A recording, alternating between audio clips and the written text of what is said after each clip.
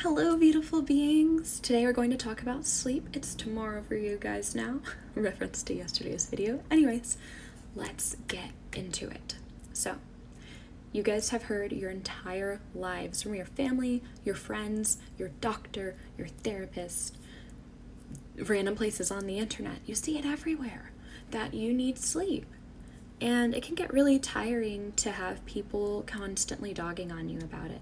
However, the reason we talk about it so much is because it is so crucial to our physical and mental health.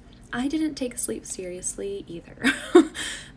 Towards the end of my first year in college, I actually microslept, which means I fell asleep for a second on the interstate on the way home from work. And I wrecked. And I had a really bad concussion, and I still went to work the next day, which was because I have a really unhealthy work ethic that I'm still working on, but we'll talk about that another week, because that is a planned talking point. So anyway, sleep is about timing and routines, just like our eating patterns. So 7 to 9 hours is recommended for adults. Older adults can get away with 5 to 9, or 5 to 7, but don't force it.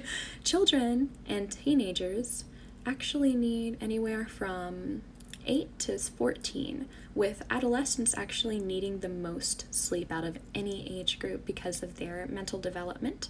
So due to, the brain is developing, so it makes sense that you would be asleep while it's fixing up those neural pathways and expanding and just doing its thing. So if you're a teenager and people fuss at you for sleeping too much, you can direct them to the internet or explain it to them, whichever. But yeah, you need that sleep.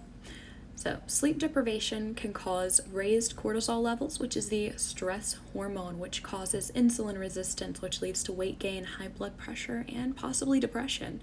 It also increases ghrelin, which is the hunger hormone, which is why tired people eat a lot, because your body is desperately looking for a source of energy. So it also creates it kind of knocks your pleasure receptors into high gear because it's looking for anything to help it stay stimulated to keep you awake, because you're trying to force yourself to stay awake, so your brain's trying to help you. It's just really difficult and unnatural for it. So what negatively affects sleep is eating late at night, consuming caffeine depending on the person, and brain stimulating activities before bed. So I'm actually out of time, so we'll talk about naps and power down tomorrow.